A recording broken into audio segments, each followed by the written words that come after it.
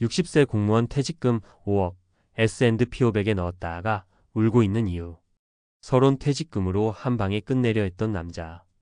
퇴직 후 누구나 안정적인 노후를 꿈꾼다. 열심히 일해번 돈을 어떻게 굴릴 것인지 고민하며 많은 사람들이 주식이나 ETF 같은 금융상품을 찾는다. 특히 요즘은 미국 S&P 500 ETF에 장기 투자하면 된다는 말이 유행처럼 퍼지면서 퇴직자들 사이에서도 이거면 끝이다라는 분위기가 형성되고 있다. 오늘 이야기의 주인공인 김씨 60세 전직 공무원도 같은 생각이었다. 30년 넘게 묵묵히 공무원 생활을 하며 60세가 되자마자 퇴직금을 5억 원 받았다. 그는 고민 끝에 미국 S&P 500 ETF에 전액 투자하기로 했다. 이유는 간단했다. 역사적으로 S&P 500은 연평균 10% 정도 상승했다는 말을 들었기 때문이다. 은행에 넣어봐야 이자가 적고 부동산은 이미 오를 대로 올라 손대기 어렵다고 생각했다. 그런데 결과는 어땠을까? 3년이 지난 지금 김씨는 후회하고 있다. 그의 투자 방식은 무엇이 문제였을까? 은퇴 후 한 방에 모든 걸 해결하려는 그의 전략은 왜 실패로 돌아갔을까? 본론 S&P 500에 올인한 은퇴자의 세 가지 실수. 1. 변동성을 무시했다. 상승장만 생각한 착각. 김씨가 퇴직 후 5억을 한꺼번에 S&P 500 ETF에 넣었을 때 시장은 호황이었다. 하지만 불과 1년 만에 미국 금리 인상과 경기 침체 우려로 증시가 급락했다. 처음엔 별 걱정하지 않았다. 주가는 늘 오르락 내리락 하는 거야. 장기 투자하면 결국 오른다. 하지만 문제는 은퇴자의 입장에서는 단순한 하락장이 아니라는 것이다. 살에 빚을 내지 않았어도 불안하다. 김씨는 대출을 받은 것도 아니고 남의 돈을 굴린 것도 아니다. 그럼에도 불구하고 매달 인출해야 하는 생활비 때문에 주식이 떨어지는 걸 두고 볼 수만은 없었다. 결국 주가가 20% 빠진 상황에서 1억 원을 손절해야 했다. 만약 30대나 40대였다면 기다릴 수 있었겠지만 은퇴자의 자산은 시간이 부족하다. 은퇴자는 젊은 투자자와 다르다. 단순히 기다리면 된다는 논리가 통하지 않는다. 생활비를 인출해야 하는 상황에서는 시장 하락을 견디기 어려워진다. 2. 분산 투자의 중요성을 간과했다. S&P 500이면 다 해결될 거야 라는 착각. 많은 사람들이 S&P 500은 역사가 증명한 최고의 투자처라고 말한다. 맞는 말이다. 하지만 최고의 투자가 곧 안전한 투자는 아니다. 김씨는 S&P 500에만 모든 자산을 넣는 바람에 시장 하락기에 대처할 수 있는 수단이 없었다. 사례 은퇴 후 인출 계획 없이 투자하면 이렇게 된다. 김씨의 친구 이씨 61세 전직 교사는 김씨와 같은 시기에 퇴직했지만 자산을 다르게 배분했다. 그는 S&P 500뿐만 아니라 채권형 ETF와 정기예금에도 돈을 나눠서 투자했다. 결과적으로 주식이 하락할 때도 생활비를 충당할 여유가 있었다. 반면 김씨는 주식이 떨어지니 생활비를 마련하기 위해 손절해야 했다. 은퇴 후 투자에서 가장 중요한 것은 수익률이 아니라 안정적인 인출이다. 무조건 한 곳에 몰빵하는 것이 아니라 자산을 분산해야 한다. 3. 노후의 리스크 관리 실패. 돈만 있으면 해결될 줄 알았다. 김씨는 퇴직 후 투자만 신경 썼다. 하지만 진짜 문제는 투자 자체가 아니었다. 사례 건강과 예상치 못한 지출. 김씨는 퇴직 후 갑자기 건강이 나빠졌다. 허리 디스크가 심해져 병원비가 예상보다 훨씬 많이 나갔다. 만약 투자금을 유동성 자산으로 일부 남겨뒀다면 부담이 덜했겠지만 모든 자산이 주식에 묶여 있어 손실을 감수하고 빼야 했다. 반면 그의 또 다른 친구 박씨 63세 전직 은행원은 일부 자금을 고배당 주식과 연금형 상품의 배분해 매월 현금 흐름을 확보하고 있었다. 덕분에 예상치 못한 지출이 발생해도 투자 자산을 건드릴 필요가 없었다. 은퇴 후에는 단순히 얼마를 벌 수 있나 보다 어떻게 안정적으로 쓸 수 있나가 더 중요하다. 결론 퇴직금 한 방에 해결하려 하지 마라. 김씨의 이야기는 은퇴자들이 흔히 저지르는 실수를 보여준다. 요약하자면 변동성을 고려해야 한다. 은퇴 후에는 장기 투자도 중요하지만 단기 변동성을 견딜 수 있는 전략이 필요하다. 한 곳에 몰빵하지 말고 분산 투자하라. S&P 500이 좋은 투자처라고 해도 100% 올인하는 것은 위험하다. 노후에는 투자뿐만 아니라 건강과 지출 리스크도 함께 관리해야 한다. 예상치 못한 상황이 발생할 수 있으니 유동성 확보 전략이 필요하다. 퇴직금은 한 방에 해결하는 게 아니다. 투자하면 끝이 아니라 어떻게 인출할 것인가가 핵심이다. 당신이 은퇴 후 여유롭고 안정적인 삶을 원한다면 투자 전략을 다시 한번 점검해보는 것이 좋지 않을까? S&P 500 몰빵 정말 정답일까? 은퇴자의 투자 전략 더 깊이 파고들다. 앞서 김씨 60세 전직 공무원의 사례를 통해 은퇴 후 퇴직금을 한 곳에 몰빵 투자하는 위험성을 살펴봤다. 하지만 여기서 더 중요한 질문이 있다. 과연 은퇴 후 투자에서 가장 중요한 원칙은 무엇일까? 왜 젊은 투자자와 은퇴자는 투자 전략이 다를 수밖에 없을까?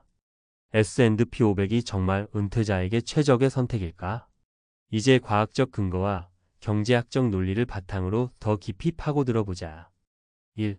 은퇴 후엔 순자산보다 현금 흐름이 중요하다. 자산이 많아도 현금이 없으면 유동성 리스크. 많은 사람들이 내 자산이 얼마냐에 집중하지만 은퇴 후에는 매달 안정적으로 쓸 수 있는 돈이 있느냐가 훨씬 더 중요하다. 이를 현금 흐름 캐시플로라고 한다. S&P 500 ETF는 현금 흐름을 제공하지 않는다. 주가가 상승해도 그 돈을 바로 사용할 수 없다. 생활비를 위해 일부 매도해야 하는데 하락장에서는 손실을 감수해야 한다. 반면 은퇴자는 안정적인 현금 흐름이 필요하다. 연금, 배당주, 채권, 예금 등을 활용하면 월별 또는 분기별로 일정한 수입을 확보할 수 있다. 즉, 젊은 투자자는 자산 증가 웰스 어규뮬레이션가 중요하지만 은퇴자는 자산 소비 웰스 디스트러뷰션 전략이 필요하다. 과학적 근거 4% 룰의 한계. 미국의 은퇴 재무학자 윌리엄 벤젠 윌리엄 BNGN이 1994년에 발표한 4% 룰 4% 룰이 있다. 이 이론에 따르면 은퇴자가 연간 자산의 4%를 인출하면 30년 동안 자금을 유지할 수 있다고 한다. 하지만 이 연구는 과거 데이터를 기반으로 한 것이며 저금리 고물가 시대에는 적용이 어려울 수 있다. 또한 100% 주식 투자한 경우 변동성이 커서 4% 룰을 지키기가 쉽지 않다. 따라서 은퇴자는 무조건적인 S&P 500 몰빵보다 현금 흐름 전략을 고려해야 한다. 2. 은퇴자는 순차적 투자 전략을 활용해야 한다. 한꺼번에 투자하면 위험하다. 분할 매수 전략이 필요. 김씨가 퇴직 후 5억 원을 한꺼번에 S&P 500에 넣은 것이 가장 큰 실수였다. 왜일까? 주가가 고점에서 떨어지면 회복하는 데 시간이 걸린다. 예를 들어 2008년 금융위기 때 S&P 500이 50% 폭락했을 때 회복하는 데 6년이 걸렸다. 2022년 금리 인상과 함께 주식시장이 급락한 후에도 몇 년 동안 변동성이 지속되었다. 해결책은 DCA 달러 마이너스 카스트 에버리징, 적립식 투자 전략이다. 퇴직금을 한 번에 투자하지 말고 분할 매수에 6개월 1년 동안 나눠서 투자하면 리스크를 줄일 수 있다.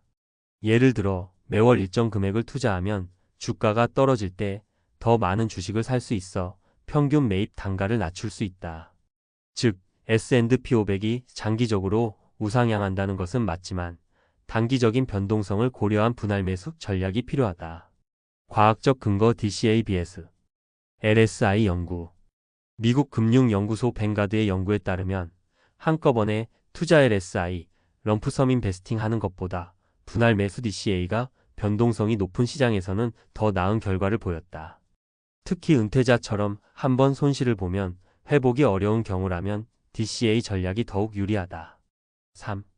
S&P 500이 은퇴자에게 완벽한 투자일까? 대체 투자도 고려해야 한다. S&P 500이 좋은 투자처인 것은 분명하다. 하지만 은퇴자의 입장에서 보면 단점도 있다. S&P 500의 단점. 배당이 낮다. S&P 500 ETF 배당 수익률 약 1.52%. 변동성이 크다. 연간 변동폭이 2030%에 달할 수 있음. 경기 침체기에 크게 하락할 가능성 있음. 따라서 S&P 500 다른 투자로 포트폴리오를 짜야 한다. 은퇴자에게 적합한 대체 투자처 3가지. 고배당 ETF의 VYM, SCHD. 배당 수익률 34%. 주식시장이 흔들려도 배당을 받으며 생활비로 활용 가능. 미국 장기채권 TLT BND. 채권은 주식과 반대로 움직이는 경향이 있어 리스크 해지 효과가 있다. 안정적인 이자 수익이 발생함. 리츠 부동산 투자 신탁, VNQ, SCHH 등. S&P 500보다 배당이 높고 부동산 경기와 연동됨. 물가 상승 시 수익률 방어 가능.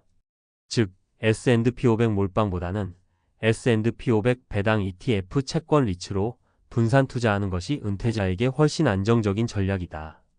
결론, S&P 500 올인은 위험하다.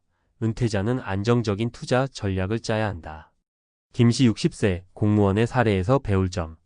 한 번에 투자하면 변동성이 커지므로 분할 매수 DCA 전략을 활용해야 한다. S&P 500은 좋은 투자처지만 변동성이 크므로 현금 흐름 중심의 자산 배분이 필요하다. 주식 100%보다 S&P 500 배당 ETF 채권 리츠로 포트폴리오를 구성해야 한다. 은퇴자의 목표는 최대 수익률이 아니라 안정적인 생활비 마련이다. 한 방에 노후를 해결하려는 전략은 위험하다. 은퇴자는 젊은 투자자와 다르게 현금 흐름과 안정성을 최우선으로 해야 한다. S&P 500 투자도 좋지만 올인은 금물, 분산 투자가 필수다. 당신의 은퇴 자산 안전하게 지키고 있는가? 지금 투자 전략을 다시 점검해 보자.